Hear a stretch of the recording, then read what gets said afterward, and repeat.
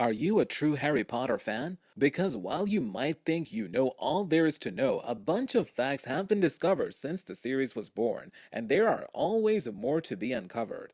Hey, what's up guys? Welcome to Uphill, and today we'll be looking at 13 Harry Potter facts you probably didn't know. Make sure you watch till the end, guys. One of these facts will definitely shock you.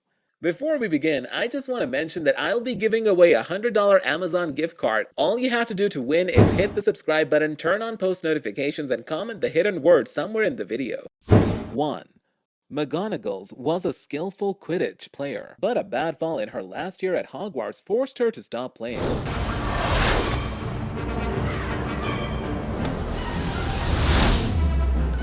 Alright there, Scarhead! The fall occurred during the final game against Slytherin, forcing Gryffindor to lose the cup. Losing the match resulted in McGonagall's lifelong determination to beat Slytherin and win the Quidditch Cup for Gryffindor. Number 2. Tom Riddle's name was taken from a real-life gravestone. It seems that Rowling included some more names in the books that were borrowed from real life. She admits that several characters' monikers were inspired by streets and landmarks in Edinburgh, including the famous Greyfriars Kirkyard, where two tombstones read Thomas Riddle and Willem McGonagall. Presumably, Rowling was hanging out in the cemetery after dark to practice black magic, which enabled her to find fame and fortune with the Harry Potter franchise. Fans believe that those stories were the inspiration for the names of Voldemort, Tom Riddle, and Professor Minerva McGonagall, and flocked to the graves to leave tributes of flowers and notes.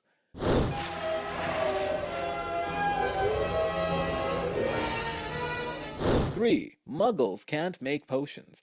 And that's because you can't make potions without wands. Merely adding dead flies and asphodel to a pot hanging over a fire will give you nothing but nasty tasting, not to mention poisonous soup. Rowling wrote on Pottermore, though her least favorite subject in school was chemistry, she admitted that I always enjoyed creating potions in the books and researching ingredients for them. Many of the components of these various draughts and libations that Harry creates for Snape exist and have the properties I gave them.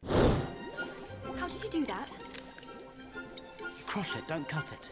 4. Rowling was going to kill off either Harry, Ron, or Hermione. In an interview with Daniel Radcliffe, Rowling said that she highly contemplated killing off Ron, but then decided against it. We can hear the Potterhead backlash just thinking about it. 5. Dumbledore was gay. In 2007, when asked by a fan whether or not Hogwarts' favorite headmaster had ever been in love, Rowling responded, "I always thought of Dumbledore as gay." She revealed that he had fallen in love with Grindelwald, and that added to his horror when Grindelwald showed himself to be what he was.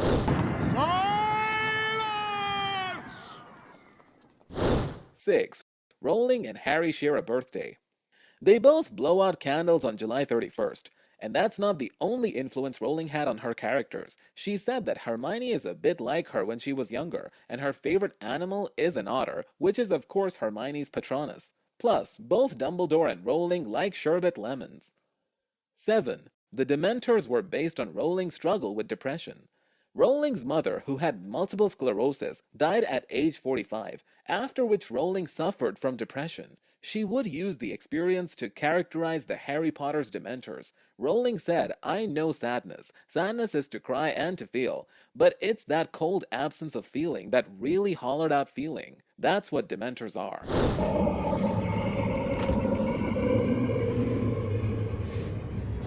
8.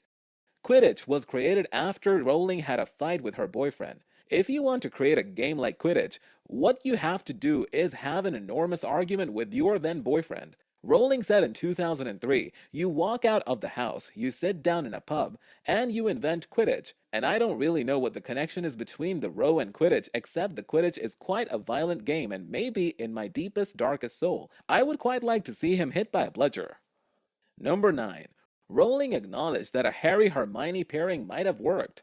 While most fans are happy with the way that the romantic relationship turned out, there are a number who feel that it would have made much more sense for Harry and Hermione to end up together, and it seems that Rowling herself admits that it would have made sense. In an interview republished in part by the Sunday Times, she said, "For reasons that have very little to do with literature and far more to do with me clinging to the plot as I first imagined it, Hermione ended up with Ron. It was a choice I made for a very personal reasons." Later in that same interview, she points out that Harry and Hermione would have been better suited. In some ways, Hermione and Harry are a better fit, and I'll tell you something very strange. When I wrote Hollows, I felt this quite strongly when I had Hermione and Harry together in the tent. Number 10. James Whaley, Crabbe, was cut from the film after being arrested for drug possession. Fans of the films were surprised to see Crabbe cut from the big screen after the first 6 films, despite being present in all the books, but it seems that it was due to his problems with the law. Whaley didn't cope well with the presence of fame, and in 2006 was accused of having a problem with cocaine and marijuana. A series of tabloid articles alleged that he was constantly using and even going to Harry Potter premieres while high. Then in 2009, his car was searched and found to contain bags of weed, a knife, and plants were found at his mother's house. He was charged with possession and sentenced to community service. After being cut from the films, he ended up spending time in prison for his participation in the London riots of 2011 and cannabis possession. Number 11. Neither Emma Watson nor Tom Felton expected to be cast.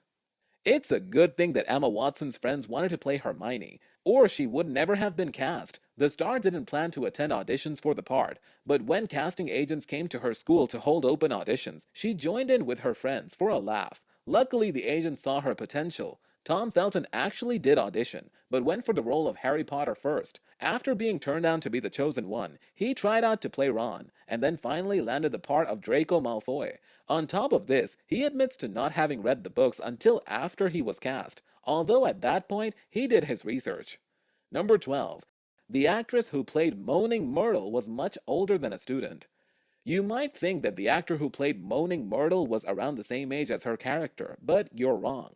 Shirley Henderson was 36 when she played Moaning Myrtle, the bathroom-haunting ghost of a 14-year-old student who was killed by a basilisk stare in the Chamber of Secrets. Who's Moaning Myrtle? I'm Moaning Myrtle. Number 13. The film's makeup artist applied the lighting's bold scar many times over the course of 8 films, 5,800 times to be exact. In an interview with Radcliffe, he said the lightning scar on the first 2 films, we essentially painted it on, and after that, we used Prozaid, which was like a glue, to put it on. It was very simple. The scar was applied to his face 2,000 times. The rest went on film and stunt doubles. Radcliffe also went through 160 pairs of Harry's round-frame glasses. Between 7 novels, 8 feature films, and even more material beyond the original series, there are many things about Harry Potter that fans should know. Did we miss anything essential? Let us know in the comments.